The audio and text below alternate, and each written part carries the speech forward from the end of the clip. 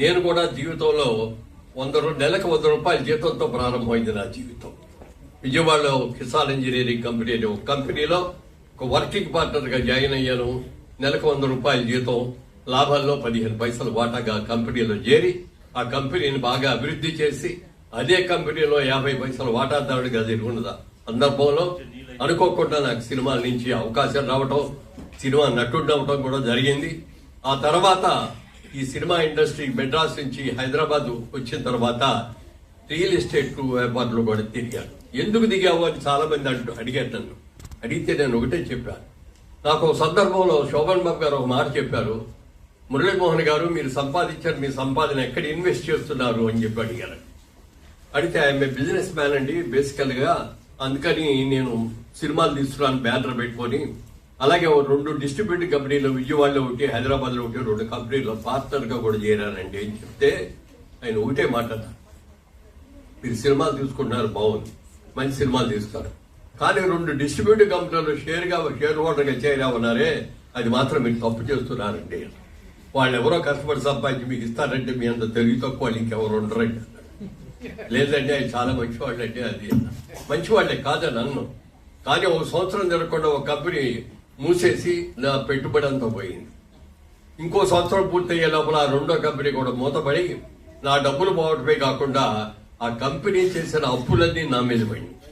నాకు సంబంధం లేకపోయినా అప్పులన్నీ కూడా తీర్చాలని పరిస్థితి వచ్చింది. అప్పుడు శోభన్ బాబు గారి దగ్గరికి వెళ్ళి చెప్పే, ఏమండి ఇలా మీరు అన్నారు, అదే జరిగిందండి.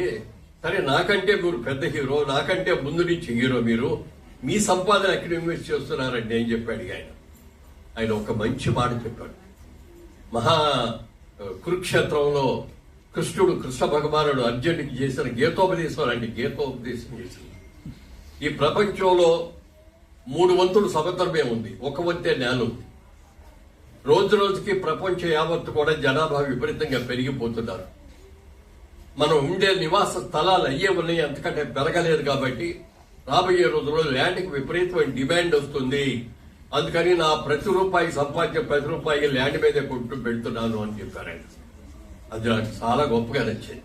ప్రతి ఒక్కరు కూడా పెళ్ళైన తర్వాత మనం కూడా ఒక ఇల్లు కట్టుకోవాలి, లేకపోతే ఒక స్థలం కొనుక్కోవాలి, లేకపోతే ఒక అపార్ట్మెంట్ కొనుక్కోవాలి, లేకపోతే ఒక విల్లా కొనుక్కోవాలి అని రకరకాల ఆలోచనలు ఉంటాయి. కానీ అలాంటి వాళ్ళు మంచి ప్రమోటర్స్ దొరకడం కూడా కొంచెం కష్టం. అలాంటి సందర్భాల్లో నేనే ఎందుకు దిగకూడదు ఈ వ్యాపారంలో? ప్రతివాడు కోరుకుంటే ఆ కళల్ని నిజం చేసే ఒక పవిత్రమైన వ్యాపారం నేనెందుకు చేయకూడదు అని ఆలోచించి రియల్ ఎస్టేట్ లో దిగానే తప్ప దాని మీద ఏవో 1000 కోట్లు వస్తాయి, 100 కోట్లు వస్తాయి అది మాత్రం కాదండి. నేను ఇప్పటికి ఆ వ్యాపారం మొదలు పెట్టుకోవడము 30 సంవత్సరాలు దాదాపుగా అయింది.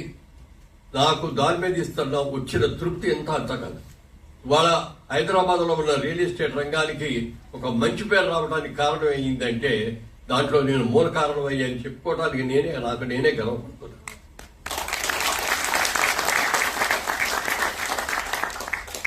అలాగే నేను ఇందాక దీంట్లో కూడా చూశాను, 100 రూపాయల జీతంతో ప్రారంభించిన నా జీవితం ఇవాళ రోజు నేను స్టేజ్గా ఉన్నానంటే ఒక సినిమా నటుడిగా నన్ను అభినందించారు, ఒక సినిమా నిర్మాతగా నన్ను అభినందించారు, ఒక వ్యాపారవేత్తగా నన్ను అభినందించారు, ఒక రాజకీయ నాయకుడిగా, ఒక మెంబర్ ఆఫ్ పార్లమెంట్ గా మీరు అందరూ అభిమానించారు. అందుకని నేను ఒక్కటే అనుకున్నా, సంపాదించింది నా ఖర్చులకి నేను వాడుకోవాలి, నా పిల్లల భవిష్యత్తు నేను చక్కదిద్దాల్సిన బాధ్యత నాకుంది.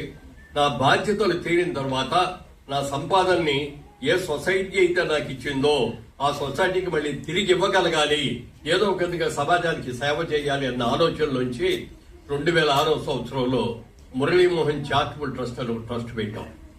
ఆ ట్రస్ట్ లో మేము ఆలోచించింది ఏంటంటే, పేదవాళ్ల పిల్లలు చాలా మంది ఉంటారు, బాగా చదువుకునే వాళ్ళు బ్రహ్మాండంగా ఉంటారు, మంచి మార్కులతో 100కి 90, 95 మార్కులు వచ్చి ఎంసెట్ ర్యాంకుల్లో 2000, 3000, 1000, 500 వెయిట్లో వచ్చిన వాళ్ళు ఎంతో మంది ఉంటారు.